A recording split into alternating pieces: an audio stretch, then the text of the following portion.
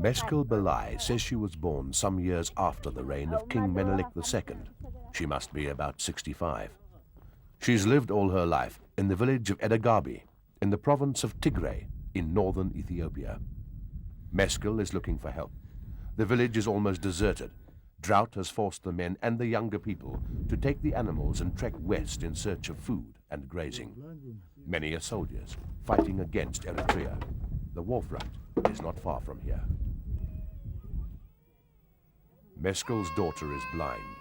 She looks after her twin babies by herself. They have no food. Meskel's neighbor is already dying. In Edagabi, women, infants, the old and weak are waiting. If the men don't return soon, they might die.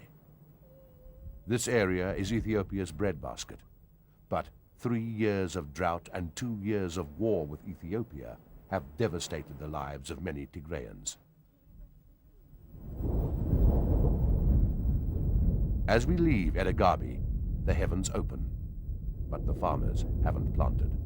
The first rains have come too late. Across Tigray, the search for food and grazing continues.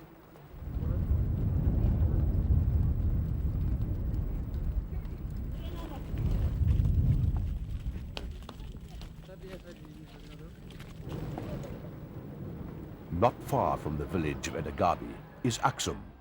Granite obelisks over 1,000 years old guard Ethiopia's most ancient and holy city. Pilgrims flock to the Church of St. Mary of Zion to witness one of the most sacred events on the Ethiopian calendar.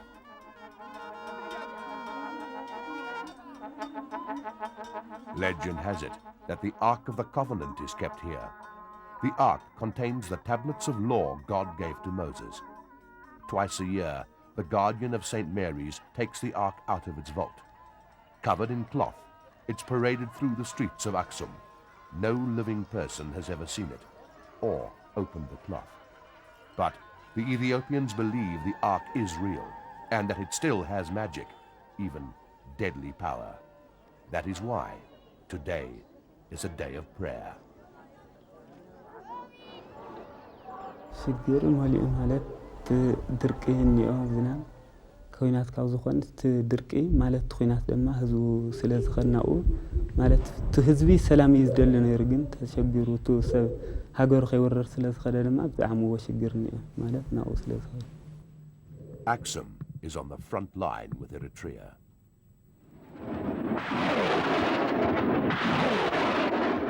For 2 years, Eritrea and Ethiopia have been fighting the world's biggest and deadliest war.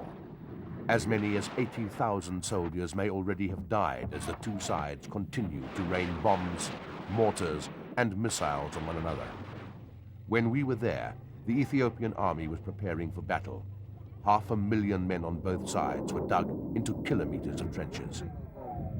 And yet, as Ethiopia musters its arsenal of high-tech weapons against Eritrea, 8 million of its people face famine.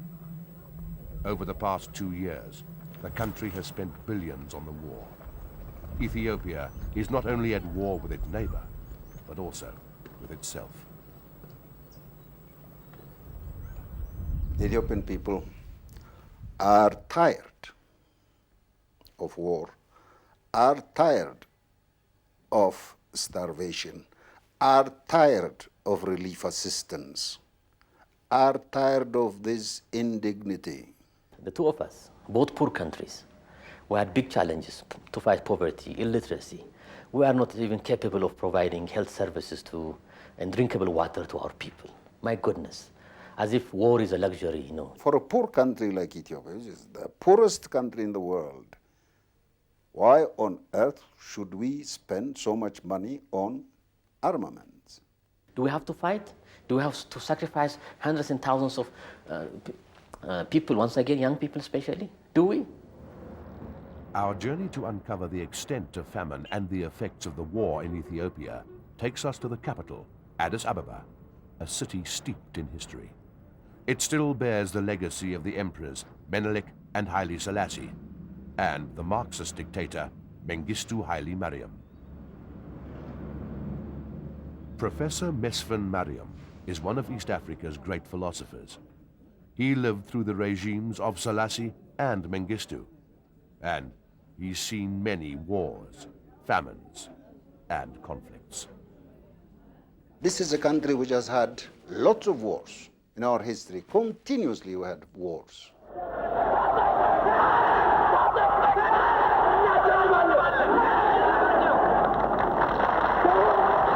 Only 9 years ago, Ethiopians managed to rid themselves of one of Africa's most notorious dictators, Colonel Mengistu Haile Mariam. For more than 15 years, he ruled Ethiopia, crushing any opposition through fear and repression. His rule became known as the Red Terror. He also assembled one of the biggest armies in Africa. There is no God, there is no law, there is nothing. So it is terror, rule by terror. Dr. Brooke Hailu is one of the country's foremost political scientists, a powerful figure in Ethiopian society. You could hear gunshots, etc., in the bodies all over. So it's really a pity. We lost a whole generation of intellectuals, young people who had the qualities of statesmanship in Ethiopia, really. In 1991, Eritrean and Ethiopian resistance fighters together defeated Mengistu. For centuries, Eritrea was part of Ethiopia. In 1993, Eritrea became independent. Ethiopia itself got a new government. For 5 years, the two countries were close allies, but in May 1998, the Eritrean army invaded Ethiopia and occupied the Badme Plain, claiming it belonged to them. What started as a border dispute has escalated into the world's bloodiest conflict. At this very moment, a ferocious battle is raging here. Thousands of soldiers have been killed in the past 10 days. Still, I do not see why there should be a war. We live in a world where there are some possibilities for international intervention. Nobody thought that war could come from Eritrea. Maybe from other neighboring countries, yes, but not from Eritrea. I mean, look, we are brothers. I mean, Eritrea is an artificial creation. It took me many, many days to believe that my friends had actually betrayed us, that we were occupied, our land was occupied by Eritreans. The war makes no sense. Two nations, until recently friends and allies, are now bitter enemies, shedding blood over a piece of land. They speak the same language and share the same religion and culture. It is really shameful, not only for this generation, but for the coming generation. It will be very shameful that the two sisters, the brothers, are killing because of the snatch of peace land. For me, it's very tragic. Our social problems are very big, like mountains. In 1887, Emperor Menelik II built a new Ethiopian capital. He called it the New Flower, Addis Ababa. But the Addis of today carries little resemblance to the 19th century city of palaces and temples. The destitute and jobless flock to the capital. The Ethiopian nation of 60 million is one of the poorest on earth. Even without moving in Addis, you know where famine has started. If you go down Churchill Road and out here, you will see many Tigray women, mostly women, with small children. They have come all the way from Tigray here, running away from famine. Sometimes I am crying. Sometimes, I cannot move because it was not a scene of Addis in the old days. We are a people now within the last 20 years or so who have lost our pride. We lost everything. We lost our common sense. We lost our understanding. We lost our culture. We lost our spiritual power. Several rounds of peace talks between Ethiopia and Eritrea have broken down. Eritrea refuses to leave the Ethiopian land it occupies. Ethiopia says it won't agree to a ceasefire unless Eritrea withdraws. If they come back to their senses and say, well, okay, this didn't work, let's just evacuate the area, fine. But if they don't, they'll just have to pay the consequences. The very fact that we are poor or empty-handed, the very fact that we are faced with famine does not mean that we must concede or totally, turn around and not fighting for our sovereignty rights. If they refuse to leave our land, then we'll do it by force. There's no other way. It's very sad. We could have built thousands more, hundreds of clinics, roads, thousands of kilometers, but we are using it for destructive purposes. That's the saddest part of it. On the 12th of May, an Ethiopian army of at least 100,000 men attacked the Eritreans in their trenches along Badame and other war fronts. It's the bloodiest battle in the 2-year-long war between the two countries. Ethiopia has already pushed deep into Eritrea. Ethiopia attacked shortly after the latest rounds of peace talks broke down. For the past 2 years, both Eritrea and Ethiopia have acquired some of the most sophisticated weapons available. Analysts talk of an arms race between two of the poorest countries in the world. Patrick Gilkes is one of the foremost experts on the Horn of Africa. He's written extensively on the subject. Neither country can really afford this kind of expenditure. It's something that they shouldn't be doing. It's out of control in the sense that it's an unnecessary war. And they have been investing on these modern war machinery, helicopters, jets, tanks, and so on. Both sides are acquiring tanks, acquiring armoured cars, and when one side acquires an extra load of tanks, then the other hears about it fairly quickly and puts in an order somewhere else. It's really amazing how the leadership can justify this kind of expenditure. But at the same time, we go around the world begging for food, begging for this or that development assistance. The biggest items have been the aircraft. They've been buying high-tech stuff, new-tech stuff there. The Ethiopians acquired 8 Sukhoi 27s in December 1998. The Eritreans acquired 8 MiG-29s at the same time. The republics of the former Soviet Union have become valuable markets for Ethiopian and Eritrean arms buyers. They have a surplus of arms that are relatively cheap. Russia is known to have sold to both countries. The packages for the MiG-29s and the Sukhoi 27s, which were both acquired in December 1998, has been largely put at about $120 to $140–50 million per side. Ethiopia has also acquired attack helicopters from former East Bloc countries and bought 100 tanks from Bulgaria. According to analysts, it might have spent about $400 million American dollars, or approximately 3,000 million rand on the war effort in the last year alone. One of the things that's interesting in this context is that both sides have had to pay cash up front. Nobody's been doing this on a long-term basis.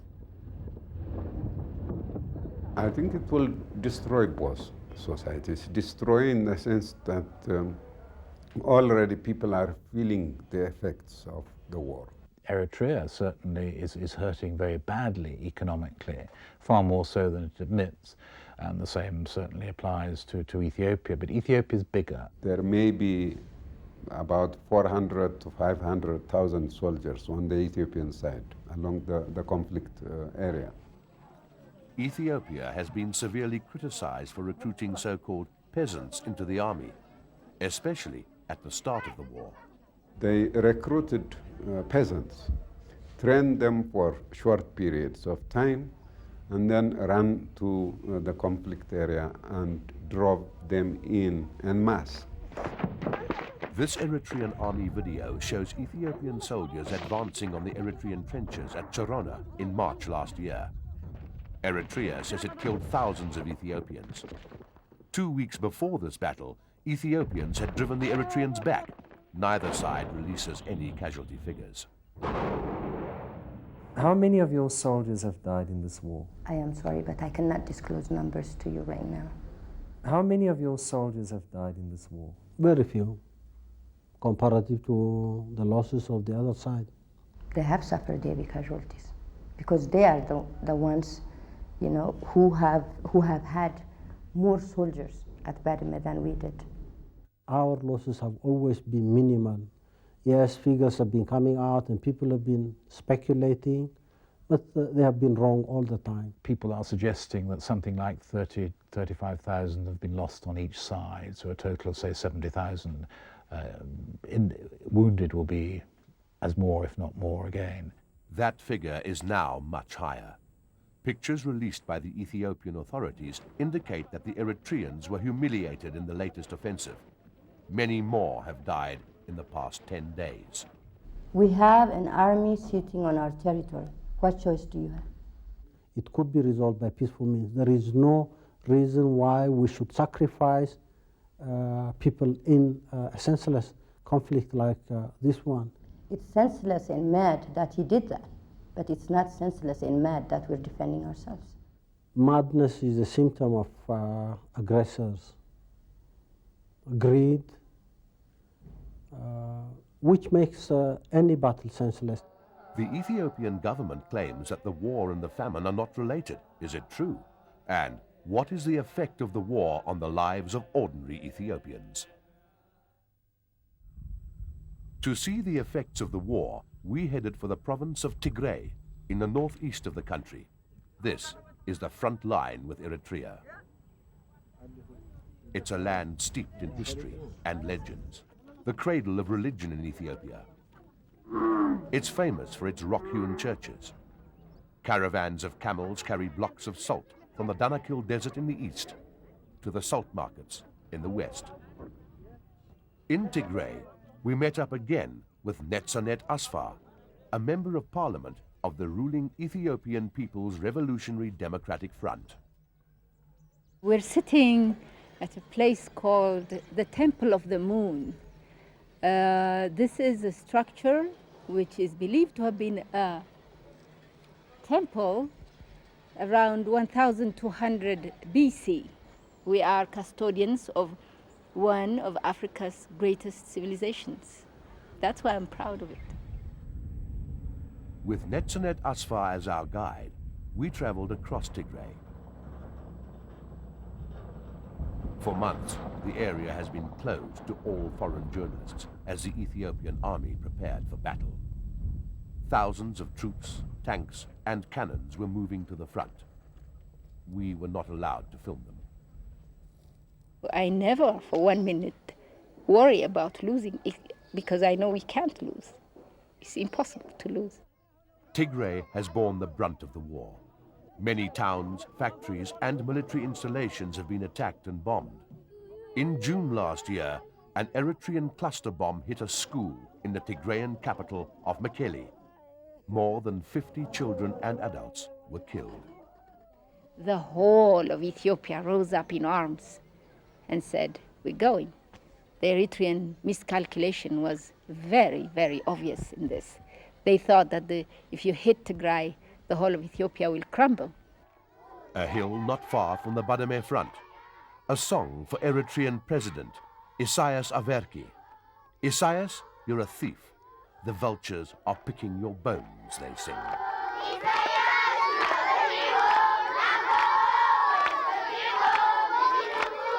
These children are among the 400,000 Tigrayans who've been displaced by the war. Many now live in caves and have to be fed. 13 babies were born on this side in a cave. Many more were born on the way while the women were running from the Eritrean soldiers. 58 schools have been closed in only one area. All the clinics have been destroyed. All the churches and their treasures have been taken away. Imagine, we're talking about churches in Ethiopia and their treasures, and they've all been looted. Recently, the situation in Tigray has got worse. Eritreans have fled the war and come to Ethiopia. In the past few months, many arrived as Eritrea prepared for the big battle. Tekle Aradom is 71 years old. He says he was called up for duty. They took all my children And then they said that I also have to participate. I thought this was too much. I can't help them. 54-year-old Godar Gebreyesus and his sons arrived in Ethiopia a year ago. I was already recruited the year before last to be a soldier. So I decided that I have to save my life. Another son. Okay, he was with the cattle, so he's just coming. That's why he's giving him a kiss. Just after he had left, Godar's wife discovered that she was pregnant. She had arrived with her youngest in Ethiopia only 4 days before we met her. I gave him the name Hagos, which means joy. So you can imagine what I feel. So he's a very proud father.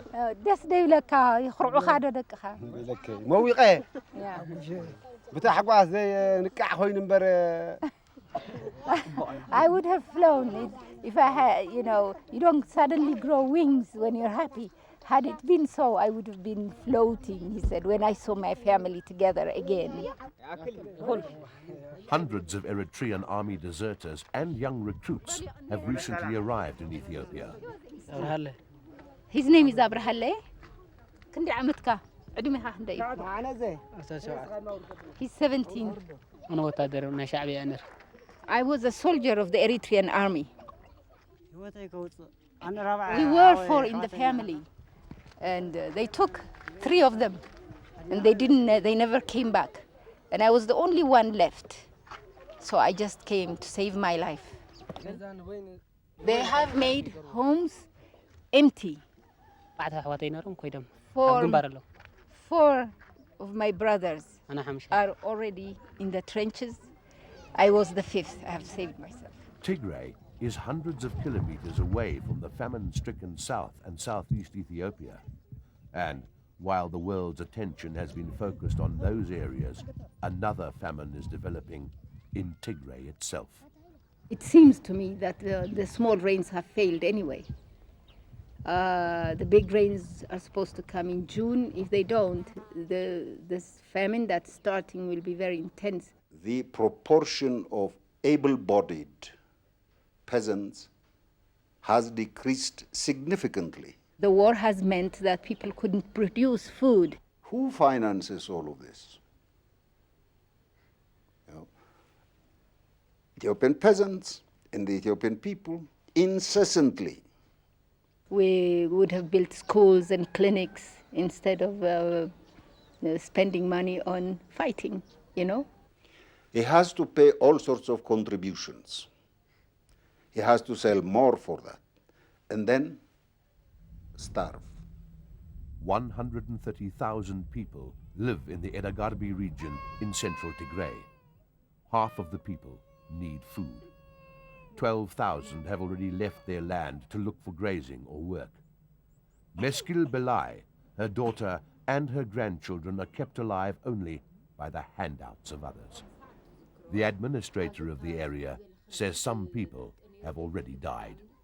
ከምዚ ነይሩ ይፈልጥን ሕዚ ምናልባሽ 77 ከምኡ መሰለ ድርቅ ነይሩ ይባሃል ግን ኣብዚ ኣነ ዘመሓድረሉ እዋን ግን ሕዚ እቲ ዝኸበደ ድርቅ ዘሎ Across Tigray, trucks are trying to bring food to the hungry. As a result of the war, the nearby Eritrean ports have all been closed. Relief has to be trucked in all the way from the port of Djibouti. What should have been a one-day drive is now a week-long journey. 3 recurrent years of no rain means there's going to be a lot of suffering. Even with the food coming, and medicine, but we just hope, and we hope the world will also pray for us that we get the rain in June.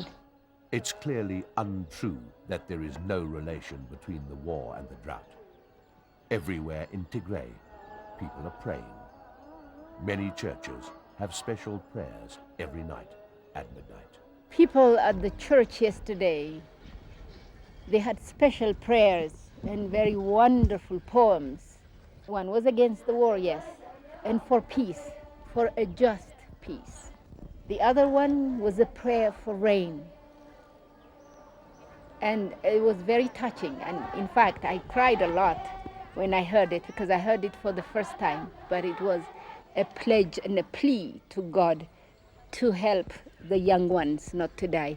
And this also had a connotation for the young soldiers who are also in the border. This is a country of miracles.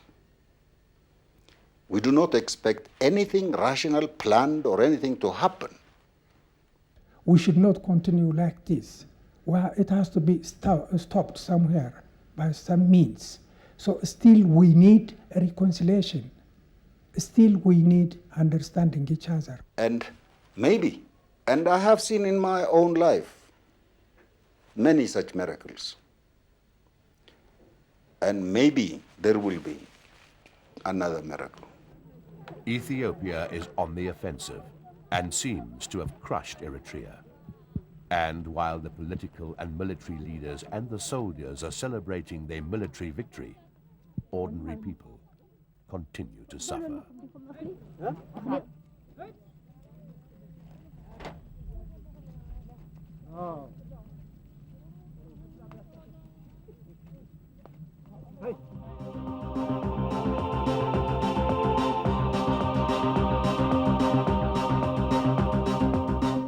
Join us again next week for another special assignment.